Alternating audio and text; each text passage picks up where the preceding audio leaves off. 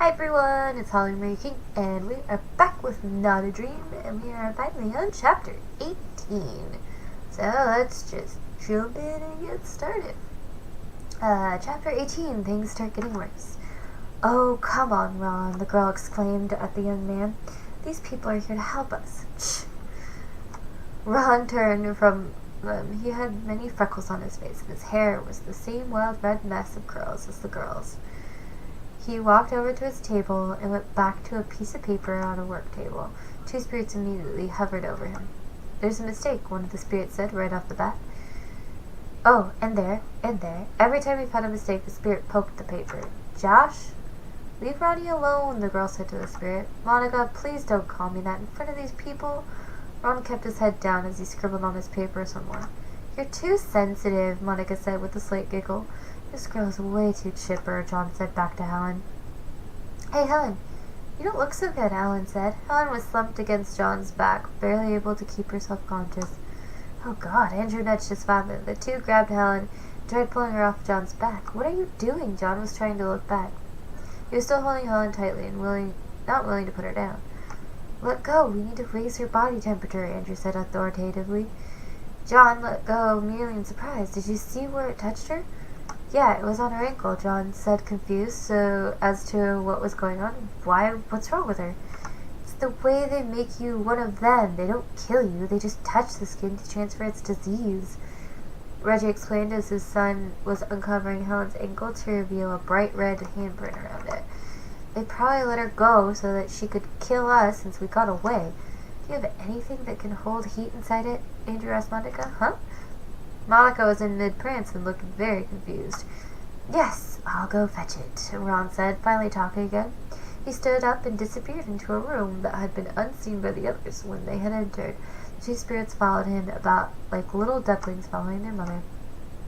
You guys, what's going on? Allison appeared in the room. Helen's brain is beginning to freeze.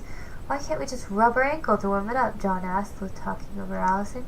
If any of us do that, we'll get it too, Andrew explained, looking around frantically for a blanket. Now, could you please do something useful and get me something to warm her up with? John opened his mouth but decided against it. He would have never guessed that Andrew could be so authoritative. Where do you keep your blankets? He asked Monica. I'll be right back. Monica turned and ran back down the stairs quickly. I'm back. Ron handed over a hot blanket that was able to wrap around Helen's ankle. I get muscle spasms in my back, so I invented this little doodad to keep me from tightening up. What can we do now?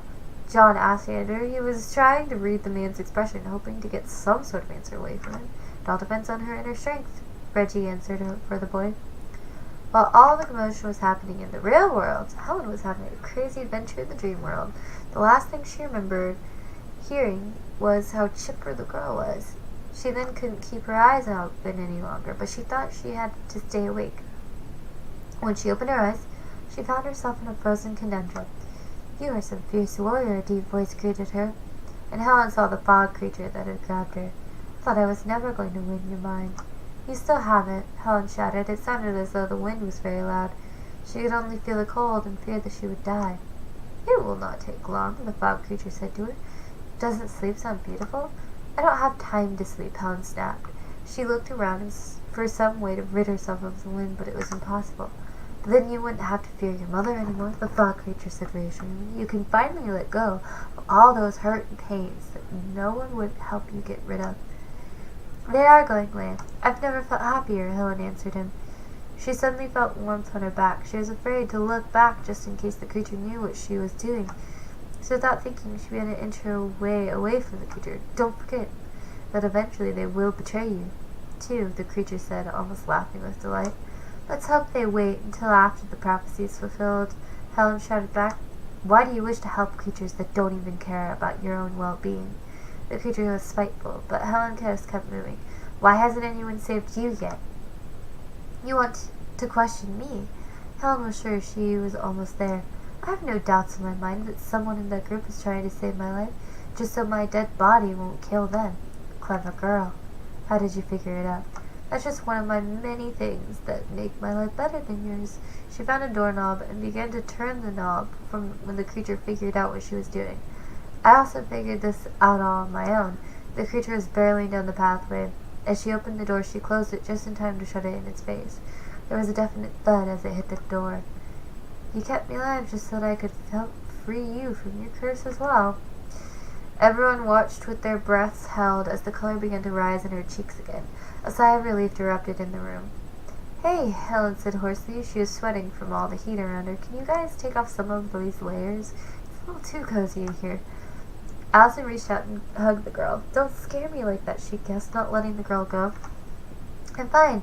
I was just a little tired, Helen answered, pushing away from the spirit. Allison let go but stayed out to make sure she wasn't going anywhere. Burke and John also gave her a hug, glad to see her awake again. The four of them had been through more together than the others, and so it was great to have her back and healthy. Well, Ellen suddenly spoke enthusiastically. Now that that's over, where can I get cleaned up? It's down the hall and to the right, Monica said very unenthusiastically. Are you all right, dear? Yeah, I'm just a little tired is all. Ellen said with a weak smile. She frowned when everyone started to get ready for bed. The crisis was over for the moment, but no one had ever survived an attack from the fog people. So, naturally, no one knew if you could escape the poison. That wasn't what was on Helen's mind as she fell asleep. Helen was beginning to tire of the flashbacks in her dreams, but this one was a happy one.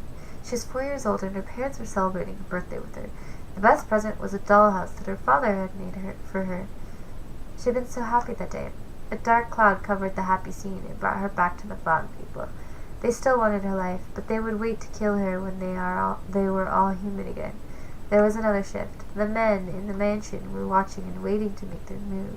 They wanted to stop her at the last minute so that the prophecy would never be finished. She then made a final stop in front of the people she had loved more than anything, and each one had betrayed her. There was her father who had walked out on them, her mother who had beaten her ever since her father had left, her best friend who had cheated on her with her boyfriend who had returned the favor right back with her best friend. There was no more going back to the life because they were nothing to her anymore. The prophecy were finished. Would she have to go back? Do you really want to live through that loneliness again? Troy was suddenly in her dreams. Helen tried shaking her head to get out of the dream, but she couldn't move. Why not? Just end it right now. I'll help you. He held out a dagger fell on to grab.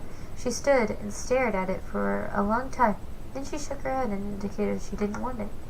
Oh? Troy smiled his chilling smile at her. Don't worry. Dying isn't all that bad. It's just like sleeping for a very long time. There'll be no sound, and you'll simply be at peace. Helen nodded and reached for the dagger, her eyes glazed over. Don't do it, Helen!